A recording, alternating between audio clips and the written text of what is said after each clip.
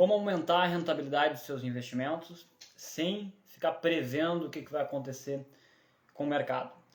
Na live de hoje nós vamos dar continuidade ao assunto diversificação, que vem sendo o tema da última semana, desde sábado venho falando sobre isso, e hoje nós vamos focar no tema rebalanceamento, que é uma segunda estratégia que tu pode adotar para aumentar o retorno dos teus investimentos e sem ficar tentando prever o que vai acontecer com o mercado, né? Porque como eu já falei diversas vezes ao longo das últimas lives, eu vou voltar a repetir sobre isso nessa de hoje, não é uma boa estratégia você tentar adivinhar o que vai acontecer com o mercado financeiro em função de diversas teorias que eu já expliquei, né? Também e novamente, né? Vou voltar a falar sobre elas na live de hoje. Só que hoje eu vou falar sobre uma segunda estratégia que, se somada à diversificação, pode aumentar o retorno dos seus investimentos. Até agora eu venho falando sobre controlar risco, que é o mais importante no mercado financeiro.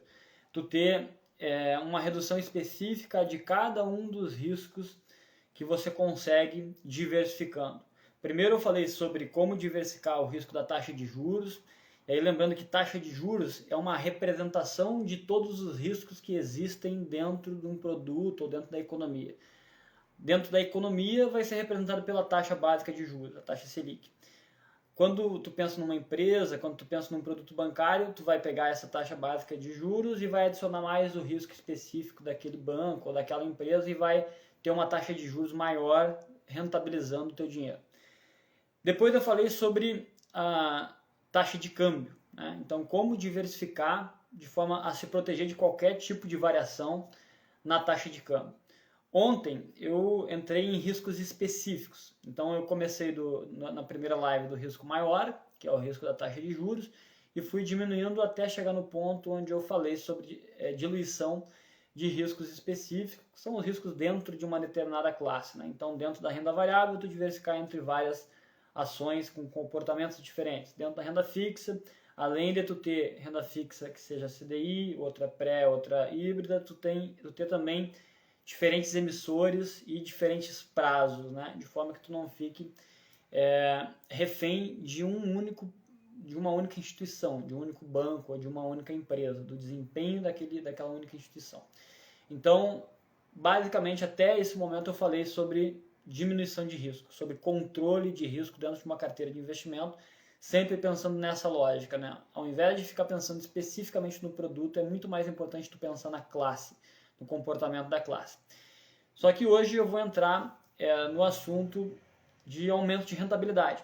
Uma estratégia que, se somada à diversificação, ela pode aumentar o retorno, né? Que foi um tema que eu ainda não falei nessas últimas lives, que é a técnica de diversificação. Ou melhor, técnica de rebalanceamento, né? Que tem que se somar à diversificação. Antes de mais nada, se você ainda não me segue aqui no Instagram, me siga. Se estiver vendo pelo YouTube, se inscreva no canal. Por que esse tema é muito importante para o investidor, né? Porque, primeiro que a diversificação, isso tem que estar claro, né? Eu acredito que isso já está claro ao longo dessas últimas lives, a diversificação é o mais importante. É o mais importante porque, primeiro, no mercado financeiro, tu precisa controlar riscos. Depois, tu tem que pensar em aumentar retorno. É um segundo passo. Então, esse é o primeiro ponto, é a importância da diversificação.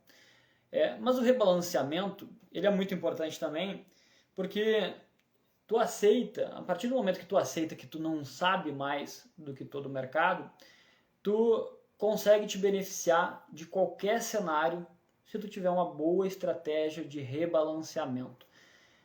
E voltando a um pouco da teoria que embasa esse tipo de afirmação, eu venho falando bastante nas últimas horas também sobre a teoria dos mercados eficientes do Eugênio Fama, né, que é o ganhador de Prêmio Nobel de 2012, Prêmio Nobel de Economia, que é o principal nome, o principal teórico em finanças que fala sobre isso, né? Ganhou o Prêmio Nobel justamente por analisar o comportamento dos preços. E voltando a um tema que eu comentei ontem, sobre a importância de tu não ter nenhum tipo de viés, de tu não ficar tentando prever o que vai acontecer. Ontem eu falei sobre uma fala lá do ministro Barroso, né, de que existiria uma possibilidade de intervenção, que foi uma fala totalmente descontextualizada, o vídeo que circulou na internet, e que muitos investidores estavam com medo, né, de aquilo ali realmente acontecer, daquele trechinho da fala dele realmente acontecer. Eu expliquei que com base nessa teoria não há razão nenhuma para ter medo desse tipo de coisa, porque a relevância de cada informação que é disponibilizada para o mercado já é refletida nos preços. Vamos criar um outro exemplo aqui, né, pensando primeiro em explicar novamente diversificação para depois entrar em rebalanceamento. Por que isso acontece? Né? Por que o mercado antecipa? Tu imagina um cenário de uma eleição, por exemplo. Né? Tu tem uma eleição, vamos pensar exatamente na última eleição que teve, do Lula e do Bolsonaro. Tu tem um cenário onde o mercado espera que, a eleição não aconteceu ainda, que se porventura o Lula se eleja, a bolsa vai cair 10%. Né? Isso é o que o mercado espera. E se o Bolsonaro se eleger, não muda nada. Se mantém do jeito que está. O mercado vai precificar isso da seguinte forma. Eles vão tentar analisar qual que é a probabilidade daquele cenário onde cai 10% aconteça. E, consequentemente, o outro cenário vai ser ponderado também. Se a probabilidade for de 60% do Lula se eleger, provavelmente amanhã, e não na hora da eleição, provavelmente o mercado vai cair 6%. Vai cair cerca de 6%, porque é os 60% de 10% de queda. Né? Então, é assim que o mercado vai trabalhando. Provavelmente na véspera da eleição, ou quanto mais próximo estiver do fato, muito mais próximo dos 100% de probabilidade de acontecer alguma coisa. De forma que, quando isso realmente acontecer, todo o preço já vai ter descontado tudo que poderia ter acontecido e no dia não vai acontecer nada. Não vai ter a queda dos 10% porque essa queda já foi diluída ao longo do período de análise. Então é assim que o mercado precifica.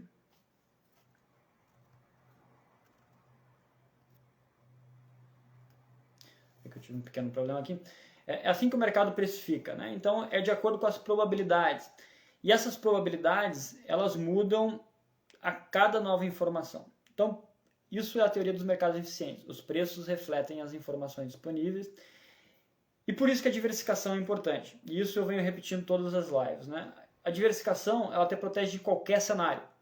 Quando tu diversifica e tu tem produtos que se beneficiam de cenários diferentes, tu não fica refém de uma única coisa que tu acredita que vai acontecer. Porque se tu vai acreditar em alguma coisa com base nas informações que estão disponíveis para ti. Só que essas informações já estão disponíveis para todos os outros também e já são refletidas no preço. E por que isso impacta muito os investimentos? Hoje eu postei no meu story o desempenho do investidor médio americano, na verdade do pequeno e médio investidor americano, e o desempenho das classes que ele investe. Foi um estudo feito ali pela Portfel. E todas as classes que o investidor médio americano investe renderam mais nos últimos 20 anos do que a carteira dele, composta justamente por esses mesmos ativos. Parece até contraintuitivo isso, né? Porque a lógica seria a média desses ativos, ponderado pela participação de cada um deles na carteira. Só que não é isso que acontece. Não é isso que acontece porque justamente esse movimento que eu falei, de tentar ficar prevendo o que vai acontecer, faz com que tu chegue atrasado todas as vezes. Então, se tu imagina que um determinado candidato vai ganhar, ou se tu imagina que a taxa de juros vai para algum lugar e tu movimenta a tua carteira em função disso, tu já entrou atrasado. O movimento já aconteceu, já está no preço. Então, vai acabar que tu vai comprar sempre na hora que está no alto, vai comprar na alta e vai vender na queda. É exatamente o contrário do que deveria ser feito. Justamente porque você não aceita que sabe menos do que o mercado, né? Que as informações estão chegando para você com um certo atraso. E quando você toma a decisão já foi tomada pelos outros agentes do mercado e já foi precificada. Então, esse estudo mostra perfeitamente que a teoria dos mercados eficientes ela é válida. Só que ela quanto mais desenvolvido for o mercado, mais eficiente ele tende a ser. Então, menos oportunidades desse tipo de ganho por ficar tentando prever. O mercado brasileiro ainda tem espaço, mas não é o pequeno investidor que consegue descobrir onde tem alguma coisa errada, onde tem algum preço que não está onde ele deveria estar. Então, a melhor estratégia para o investidor é realmente diversificar e não ficar tentando prever o que vai acontecer. Dito isso, a estratégia que faz você aumentar o retorno da sua carteira é a estratégia do rebalanceamento. Como que isso funciona? A diversificação ela não é simplesmente colocar um monte de produtos dentro da sua carteira. Ela tem que ser os produtos adequados. Então, por exemplo, se tu tiver uma parte em renda variável, em ações, é interessante que tu tenha uma outra parte em renda fixa atrelada ao CDI. Por quê? Porque se, por exemplo, cai taxa de juros, provavelmente cai a taxa de juros mais do que o mercado está esperando, provavelmente as ações vão subir. Toda a classe de ações, a classe de renda variável tende a subir. E a atrelada ao CDI vai cair. Então a proporção de cada uma delas na tua carteira vai mudar. Vai passar a representar uma maior proporção a renda variável e uma menor proporção a renda fixa, atrelada ao CDI. Se acontecer o contrário, da mesma forma, só vai ser mais CDI menos renda variável. Né? Então subiu a taxa de juros. Se subiu a taxa de juros, a parte atrelada ao CDI sobe e a parte atrelada à renda variável cai. Quando tu adota uma estratégia de rebalanceamento, tu vai tirar da classe que subiu e vai colocar na classe que caiu. Né? Então tu não está tentando prever o que vai acontecer com o mercado. Tu simplesmente, no momento que tu montou a tua carteira, tu vai definir uma margem para ela. Então, por exemplo, eu defini que o quanto eu considero ideal de ações na minha carteira é 5%. Então, eu coloco como regra que na minha carteira não é para nunca ter mais do que 7,5%, por exemplo, isso é só um exemplo, não é uma recomendação, e nunca ter menos do que 2,5%. Então, essas são as margens da minha carteira. O ideal é que ela esteja em 5, mas eu aceito que ela vá até 7,5 e aceito que ela vá até 2,5. E eu só vou mexer nessa classe na hora que sair dessas margens. E eu faço a mesma coisa lá para as outras classes, como o outro exemplo que eu dei, CDI. Então, por exemplo, defini que o CDI eu tenho que ter 10% de CDI na minha carteira. Então eu vou colocar uma margem de 5% para baixo e uma margem de 15% para cima. Se acontecer qualquer movimento no mercado, movimento de taxa de juros ou até outro tipo de movimento, como por exemplo alta na taxa de juros, o que vai acontecer com a tua carteira? Renda variável vai cair para baixo de 2,5, né, num cenário de uma mudança muito drástica na taxa de juros. Vai cair para baixo de 2,5. E o que vai acontecer com a renda fixa atrelada ao CDI? Provavelmente vai subir acima de 15%, né, porque é as proporções da carteira. Se tu simplesmente vender os ativos atrelados ao CDI e comprar a renda variável, que está aqui abaixo de 2,5, não tentando prever o que vai acontecer com o mercado, mas simplesmente para jogar para os 5% que eu defini como ideal de renda variável e para os 10% que eu defini como ideal para renda fixa atrelada ao CDI, eu vou comprar a renda variável na queda e vou vender a renda fixa atrelada ao CDI na alta. Então, eu me aproveitei dos movimentos do mercado e obtive mais lucro, sem tentar prever nada do que vai acontecer. Então, o que é mais importante é tu ter certeza de qual é a alocação ideal para o teu perfil e tu definir uma meta de quanto tu aceita e não ficar comprando ou vendendo determinados ativos simplesmente porque eles mudaram, porque alguma notícia surgiu, porque alguma informação nova fez tu ter uma percepção diferente. Muito provavelmente a percepção que tu tem a respeito do que vai acontecer com algum agregado desse, ou ele está precificado já, ou ele está errado. Né? Porque, voltando àquele exemplo lá, que eu falei sobre a eleição, né? Então eu criei um cenário onde tinha 60% de chance do Lula ser presidente, ganhar a eleição, e 40% do Bolsonaro. Provavelmente, se tu for um eleitor do Bolsonaro, a tua percepção vai ser diferente da percepção do mercado. Vai ser uma percepção diferente porque o teu viés te induz a pensar dessa forma. Só que dentro de investimento, o viés não pode interferir no teu processo de tomar de decisão. ele tem que ser racional, porque dinheiro é um número, né? Dinheiro é um número que precisa ser encarado como um número e encarado de forma totalmente racional. Então, o que interessa é a probabilidade de alguma coisa acontecer. Então, isso é um ponto muito importante, né? Tu não pode trazer os teus vieses para a tua tomada de decisão. Tem que tentar fazer ele da forma mais racional possível. E a forma mais adequada de fazer isso é não tentando prever o que vai acontecer com a economia. É diversificando e esperando qualquer cenário. Tu tem que ter produtos que se beneficiem de qualquer cenário da economia. Então, essa é uma forma muito interessante de você aumentar a rentabilidade da sua carteira de investimento. Então, é a soma, né? Resumindo tudo que eu falei até agora. Soma de duas estratégias.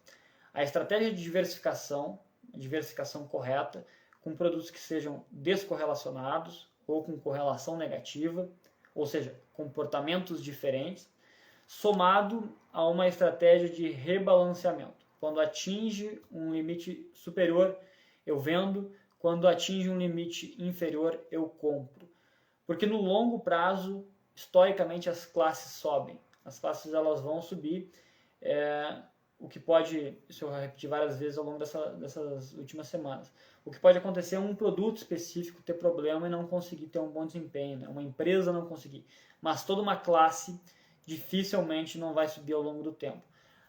Acontece que existem ciclos econômicos, ciclos no mercado financeiro que acompanham os ciclos econômicos. Na verdade, o ciclo do mercado financeiro acontece um pouquinho antes do ciclo na economia real, justamente por essa capacidade que a gente tem de prever o que vai acontecer, mas se move em ciclos. A economia capitalista se move em ciclos.